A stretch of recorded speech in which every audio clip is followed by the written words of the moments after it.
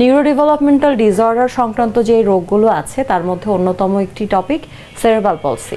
আজ আমরা কথা বলবো সেরেব্রাল পলসি সম্পর্কে। শিশুদের সেরেব্রাল পলসি কেন হয়, এখানে কি বাবা মা দায়ী কিনা এবং এর প্রতিকার কি হতে পারে, এর চিকিৎসা, সেটি সম্পর্কে বিস্তারিত জানাবো আমাদের আজকের এই পর্বে। স্যার, শুরুতেই জানতে চাই সেরেব্রাল পলসি আসলে কি? সেরেব্রাল পলসি হচ্ছে বাচ্চাদের ব্রেনের একটা ডিসঅর্ডার। মস্তিষ্কের যদি কোনো কারণে ওখানে সেল ডেথ হয় বা মস্তিষ্কের যে টিস্যুগুলা কোনো কারণে ডেথ হয় বা শুকিয়ে যায়, ইনজুরি হয়, তখন এই প্রবলেমটা দেখা দিতে পারে। এবং এটা কম্পারেটিভলি লাইক অ্যাজ স্ট্রোকের মতো। স্ট্রোকটা আমরা সাধারণত অ্যাডাল্টদের হয়ে থাকে এবং আমরা বলে থাকি স্ট্রোক অ্যাডাল্ট ডিজিজ। আর সেম কমপ্লিকেশনগুলো হয় সেটা হচ্ছে একটা নিউবর্ন বেবির এই সমস্যা দেখা দিতে পারে। তখন আমরা বাচ্চাদের ক্ষেত্রে এটাকে সেরিব্রাল পলসি বলে থাকি। আমি যদি আপনাকে একটু দামি দিয়ে বুঝিয়ে দিই, এটা আমাদের মস্তিষ্ক, ব্রেইন, এটার পার্ট আছে রাইট হেমিস্ফিয়ার, লেফট হেমিস্ফিয়ার এবং বিভিন্ন আলাদা আলাদা পার্ট আছে।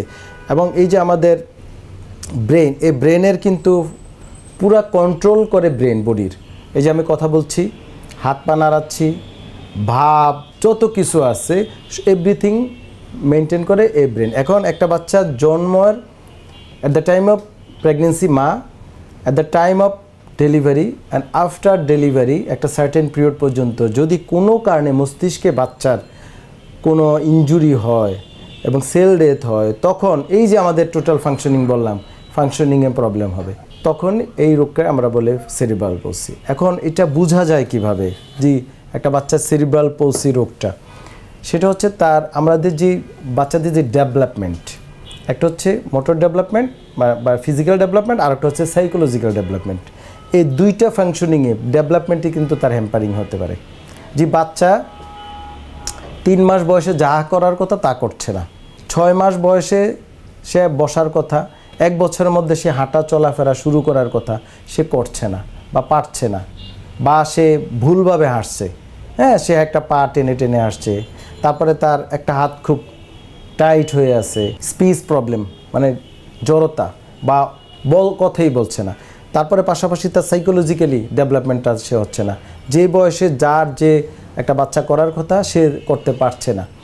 সাধারণত সেরিব্রাল পলসিতে আপনার ফিজিক্যাল প্রবলেমটা বেশি হয়, মানে শরীরবৃত্তীয়, মানে মুভমেন্ট ডিসঅর্ডার, স্প্যাস্টিসিটি, হাঁটার প্রবলেম, দাঁড়ানোর প্রবলেম বাচ্চাদের, মানে ক্রোনোলজিক্যাল যে ডেভেলপমেন্টটা হওয়ার কথা একটা সুস্থ স্বাভাবিক বাচ্চা, এই ক্ষেত্রে বাচ্চাটার প্রবলেম দেখা দিতে পারে। সেরেব্রাল পলসির সাথে কি আসলে বাবা মা দায়ী? মানে বাবা মা থেকে কি আসলে সেরেব্রাল পলসি হতে পারে? বাবা মা থেকে সেরেব্রাল পলসি হওয়ার কারণটা না, সেটা হচ্ছে একটা বাচ্চার time of pregnancy, time of delivery এবং আফটার ডেলিভারি, যদিতে এই 3টা টার্মে যদি কোনো প্রবলেম দেখা দেয়। কেমন হতে পারে, একটা মা প্রেগনেন্ট অবস্থায় সে যদি এমন কিছু ওষুধ তাকে দেওয়া হয় যেটা বাচ্চার উপরে গিয়ে এফেক্ট হচ্ছে, মা যদি ম্যাল নিউট্রিশনে ভোগে, ধরেন ঠিকমতো খাবার খেলো না, সে যদি সাইকোলজিক্যাল প্রবলেমে ভোগে, ঠিক এটা বাচ্চার উপরে গিয়ে প্রভাব পড়তেছে। তার যদি এমন কোনো ডিজিজ হয় বা ডিসঅর্ডার হয় যেটা তার প্রেগনেন্সিতে এফেক্ট করতে পারে, তাহলে বাচ্চাটার প্রবলেম হতে পারে। আবার বাচ্চাদের টাইম অফ ডেলিভারি কি হয়, আমাদের বাজে দায়ের কাছে নিয়ে যায় অনেক সময় গ্রামগঞ্জে, ডিলে করে ডেলিভারিতে, বাচ্চা হওয়ার কথা যখন সকালে, বাচ্চা মানে ডেলিভারি হতে অনেক টাইম নিচ্ছে বা প্রপার জায়গায় ডাক্তারের কাছে নিচ্ছে না, তখন কিন্তু আপনার ব্রেনে হাইপোক্সিয়া হয়ে আপনার এই প্রবলেমটা দেখা দিতে পারে। এবং আফটার ডেলিভারি 3 মাস 6 মাস পর্যন্ত অনেক সময় বিভিন্ন, যেমন জন্ডিস ইনডিউস হতে পারে, কোনো কারণে ব্রেনে যদি কোনো ইনফেকশান হয়, কোনো কারণে যদি ভাইরাল ব্যাকটেরিয়াল ইনফেকশান হয়, বা বাচ্চা বিভিন্ন মানে ম্যালনিউট্রিশনে ভোগে, বিভিন্ন কারণে, তখন সেকেন্ডারিলি কিন্তু আপনার সেরিব্রাল পলসি হতে পারে। অনেকের ধারণা এটা জন্মের সময় হয় বা অ্যাট দ্য টাইম অফ প্রেগনেন্সিতে, নো, এটা আফটারও হতে পারে, যে কোনো সময়। মানে এই যে টাইম, মানে বাচ্চা প্রেগনেন্সি, ডেলিভারি এবং ডেভেলপমেন্টাল হতে যে টাইমটা, পিরিয়ডটা লাগে, এর মধ্যে ব্রেনে any hypoxia, any disease, disorder কন্ডিশনের কিন্তু সেরিব্রাল পলসি আপনার ডেভেলপ হতে পারে। এটা আপনাকে ডাইরেক্ট বাবা মাকে ওইভাবে দায়ী দেওয়ার কোনো সুযোগ নেই।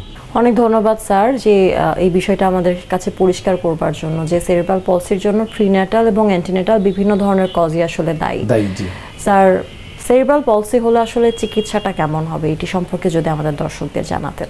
আপনাকে খুব ক্লিয়ার একটা মেসেজ দিই যে সেরিব্রাল পলসি হয়েছে, ডায়াগনোসিস কনফার্ম, বাচ্চা হাঁটছে না বা মুভমেন্টে প্রবলেম বা হাত বাঁকা বা হাত বেঁকে আছে।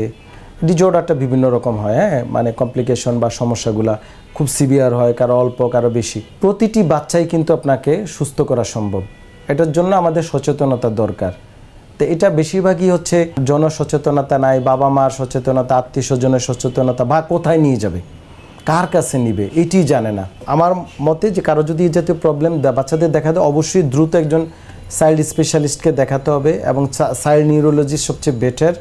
চাইল্ড নিউরোলজিস্ট সে কিছু সার্টেন ওষুধ দিয়ে থাকে, এবং পাশাপাশি রুগীকে আমরা যারা রিহ্যাবিলিটেশন নিয়ে কাজ করি, রিহ্যাব এবং ফিজিওথেরাপি নিয়ে কাজ করি, আমরা রুগীগুলোকে বিভিন্ন থেরাপিউটিক অ্যাপ্রোচের মাধ্যমে যখন ট্রিটমেন্ট দেই, কারণ একটা বাচ্চা যখন ডেভেলপ হতে থাকে তার কিন্তু অনেক কিছু ডেভেলপ হয়, হ্যাঁ, তার কিন্তু ব্রেন ডেভেলপমেন্ট হয়, তার বডির প্রত্যেকটা স্কেলেটাল সিস্টেম ডেভেলপড হয়, তার প্রত্যেকটা জিনিসই কিন্তু ডেভেলপ হতে থাকে। তো প্রাইমারি ডেভেলপিং অবস্থায় যদি আমরা তাকে ট্রিটমেন্ট দিতে পারি, বিভিন্ন থেরাপি, এক্সারসাইজ, প্রত্যেকটা বাচ্চা কিন্তু একেবারে অ্যাডাল্ট হওয়া পর্যন্ত আস্তে আস্তে, অনেকে দেখা যায় যে কয়েক মাসে, অনেকে কয়েক বছর লেগে যায়, অনেকে একটু বেশি সময় লাগে, বাট বাচ্চাগুলো সুস্থ হয়ে আসে। অনেক ধন্যবাদ স্যার, শিশুদের এই রোগ সম্পর্কে আমাদেরকে বিস্তারিত জানানোর জন্য। আমরা আশা করব যে এই বিষয়টা আমাদের দর্শকদের উপকারে আসবে। আপনাকে অনেক ধন্যবাদ, নাগরিক টিভি এবং দর্শকদেরকে অসংখ্য ধন্যবাদ।